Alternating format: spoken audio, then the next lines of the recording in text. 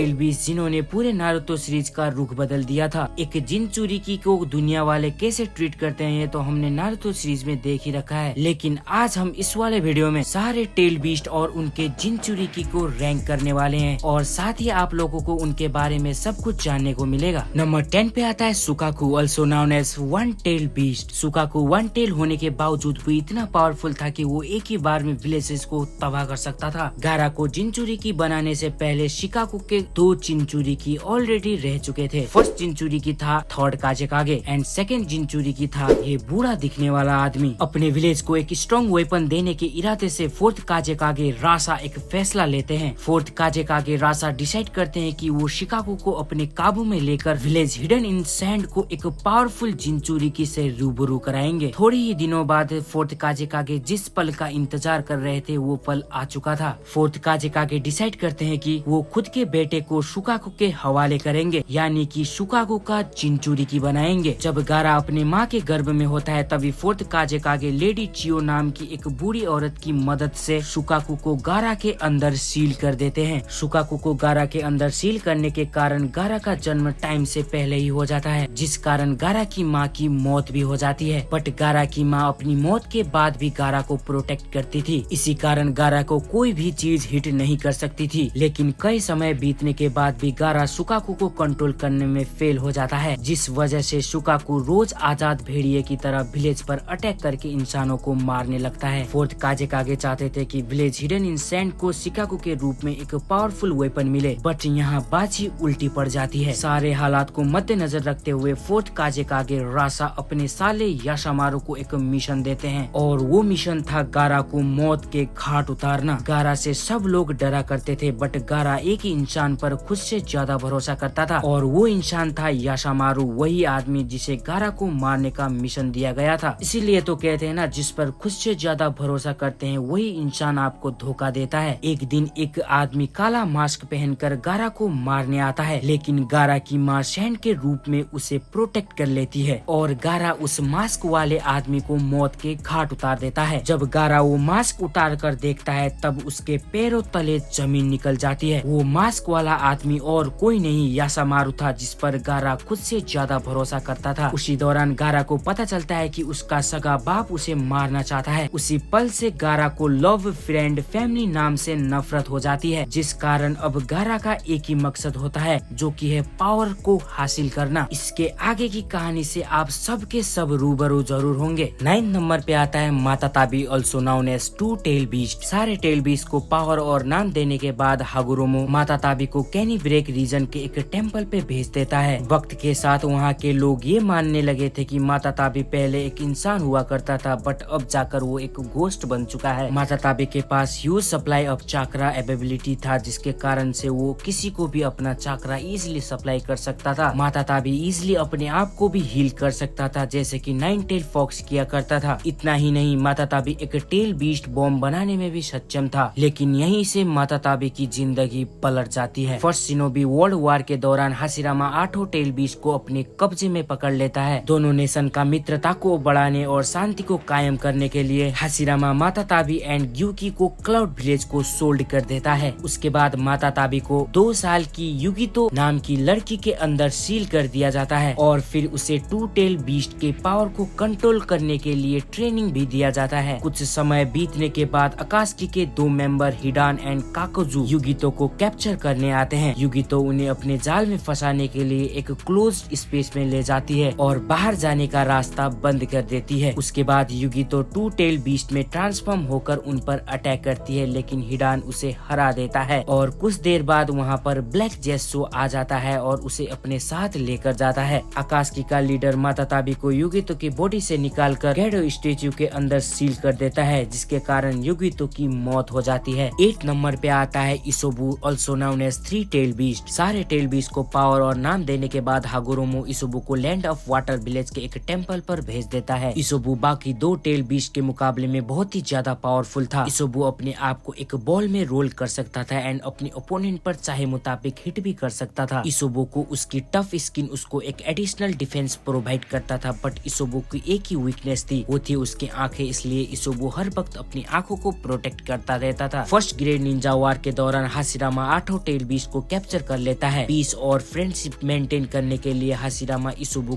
किरीगाकुरे को सोल्ड कर देता है, बट अपने प्लान को एग्जीक्यूट करने के लिए मादारा उचिहा किरीगाकुरे को मैनिपुलेट करता है और इसुबु को रिन नोबारा के अंदर सील करवा देता है। यहाँ पर मादारा का प्लान कोनोहा को डिस्ट्रॉय करना था रिन के थ्रू, बट रिन को इस बात का एहसास हो जाता है, इसलिए रिन अपने दोस्त के हाथों अपने आप को कुर्बान कर देती है। टेल बीस्ट को मारा नहीं जा सकता था, इसलिए इसुबु फिर से रिवाइव हो जाता है और इसुबु को एक नए जिंचुरिकी के अंदर सील कर दिया जाता है और वो जिंचुरिकी होता है फोर्थ मिजुकागे यागुरा। फोर्थ मिजुकागे ने कम ही टाइम पर इसुबु पर कंट्रोल करना सीख लिया था, लेकिन मरने तक वो अपनी पूरी लाइफ ओबितो के गेंजुत्सु में था। जैसे कि मैंने कहा था कि टेल बीस्ट को मारा नहीं जा सकता, इस कारण इसुबु फिर से रिवाइव हो जाता है, बट अनलकीली ये बात ओरिचिमारू को पता चल जाती है। उसी दौरान ओरिचिमारू टीम गुरेन और काबुतो को टास्क देता है युकीमारू को एक लेक तक ले जाने का। लेक पर पहुंचने के बाद काबुतो युकीमारू को अपना चाक्रा रिलीज करने के लिए फोर्स करता है, जिस कारण थ्री टेल लेक के सरफेस पर आ जाता है। काबुतो और गुरेन की टीम मिलकर थ्री टेल बीस्ट को कैप्चर करने की कोशिश करते हैं। उन सब के अटैक से बचने के लिए थ्री टेल एक टेडल वेब क्रिएट करता है और उस टेडल वेब से उन सब पर अटैक कर देता है। उस टेडल वेब के धमाके के कारण आसपास के कोनोहा निंजा अलर्ट हो जाते हैं। जब वो कोनोहा निंजा उस थ्री टेल बीस्ट को देखते हैं, तब वो सब उसे कैप्चर करने के लिए 4 कॉर्नर सीलिंग बैरियर बनाने लगते हैं, लेकिन वो बैरियर कुछ भी काम नहीं करता। एक बार फेल होने के कारण टेल बीस्ट को कैप्चर करने के लिए कोनोहा निंजा दोबारा बैरियर बनाने लगते हैं। सीलिंग प्रोसेस लगभग कंप्लीट होने ही वाला था, तभी युकीमारू गुरेन के मौत से गुस्सा हो जाता है और थ्री टेल को इम्पावर कर देता है, जिस कारण फिर से थ्री टेल फ्री हो जाता है। थ्री टेल गुस्से के कारण चारों ओर अटैक करने लगता है। इसुबु युकीमारू पर भी अटैक करता है, बट युकीमारू को उस अटैक से कुछ भी नहीं होता। कोनोहा आनबू सिचुएशन को हैंडल करने वहीं रहते हैं और बाकी सब विलेज वापस चले जाते हैं। कुछ देर बाद आकाशी के 2 मेंबर देदरा एंड तोबी वहां पर पहुंचते हैं और आनबू का सफाया कर देते हैं। उसके बाद आकाशी इसुबु को कैप्चर कर लेती है एंड गेडो स्टेच्यू के अंदर सील कर देते हैं। एंड फाइनली कई टाइम के बाद इसुबु को 4th ग्रेट निंजा वार के दौरान नारुतो के अगेंस्ट यूज किया जाता है। नंबर 7 पे आता है Son Goku, also known as 4 tail beast. हागुरु में से नाम और पावर मिलने के बाद सन गोकू को लैंड ऑफ अर्थ विलेज के टेंपल पर भेज दिया जाता है। जैसे कि हमें पता है कि 1st ग्रेट निंजा वार के दौरान हाशिरामा सारे टेल बीस्ट को कैप्चर कर लेता है। 5 कागे समिट में पीस और फ्रेंडशिप शो करने के लिए हाशिरामा सन गोकू को रोशी नाम के शिनोबी के अंदर सील करवा देता है। बाकी 3 टेल के मुकाबले सन गोकू काफी ज्यादा पावरफुल था। सन गोकू 9 टेल की तरह ह्यूमन से हेट करता था, इसी कारण रोशी सन गोकू से ज्यादा फ्रेंडशिप नहीं कर सकता। सन गोकू निंजुत्सु के अलावा ताइजुत्सु भी कर सकता था। 9 टेल की तरह सन गोकू कुछ ही सेकेंडों में अपने जख्म को हील भी कर सकता था। निंजुत्सु में सन गोकू फायर अर्थ रिलीज में भी कैपेबल था, ऑल्सो वो लावा रिलीज भी करवा सकता था। जब आकाशी के 2 member Itachi and Kisame Son Goku को कैप्चर करने आते हैं, आने के साथ ही किसामे डायरेक्ट सन गोकू पर अटैक कर देता है उसको कैप्चर करने के लिए। एंड उस वाले फाइट में किसामी सन गोकू को इजिली डिफीट भी कर देता है और सन गोकू को गेडो स्टैच्यू के अंदर सील भी कर दिया जाता है। 4th ग्रेट निंजा वार के दौरान तो भी सन गोकू को 4 टेल में ट्रांसफॉर्म होकर अटैक करने के लिए मैनिपुलेट करता है। उसी दौरान जब नारुतो सन गोकू से मिलता है, तब नारुतो सन गोकू को उसके ऊपर बिलीव करने को बोलता है। उसी दौरान नारुतो को पता चलता है कि सारे टेल बीस्ट को 6 पैथ ऑफ पेन की तरह कंट्रोल किया जा रहा है, इसीलिए नारुतो जैसे न तैसे सारे टेल बीस्ट को ओबितो के कब्जे से आजाद कर देता है। उसी वक्त से सन गोकू नारुतो पर बिलीव करने लगता है एंड इससे की आगे कहानी आपको भली भांति पता होगा। नंबर 6 पे आता है Kokuo, also known as 5 tail beast. Kokuo और बाकी टेल बीस्ट को हागुरुमो अपने आखिरी समय पर बनाता है। Creation of all things technique की मदद से वो 10 टेल का चाकरा 9 अलग अलग सेपरेट बॉडी में डिवाइड करता है और उन्हें नाम भी दे देता है। सबको पावर और नाम देने के बाद हागुरुमो कोकू को एक टेंपल पर भेज देता है। 1st ग्रेट निंजा वार के दौरान हाशिरामा सेंजो 8 टेल बीस्ट को पकड़ लेता है और 5 कागे समिट में पीस और फ्रेंडशिप शो करने के लिए कोकू को स्टोन विलेज को सोल्ड कर देता है। कोकू को हन नाम के जिंचुरुकी के अंदर सील कर दिया जाता है। कोकू वाटर एंड फायर को कंबाइन करके एक टेल बीस्ट बॉम्ब भी क्रिएट कर सकता था। हान एकदम शांत स्वभाव का शिनोबी था, बट वो सिचुएशन के अकॉर्डिंग उतना ही डेंजर भी बन सकता था। लेकिन कुछ समय बाद हान को आकाशी के मेंबर किडनैप कर लेते हैं और कोकू को निकाल कर गेडो स्टेच्यू के अंदर सील भी कर देते हैं। 4th ग्रेट निंजा वार के दौरान तो भी कोकू को 8 टेल और नारुतो के अगेंस्ट यूज यूज करता है, बट नारुतो और किलर भी उसे इजिली डिफीट कर देते हैं। एंड इसके आगे कहानी आप जरूर जानते होंगे। एंड हाँ, इस वाले पार्ट में मैंने सिर्फ 5 टेल बीच को ही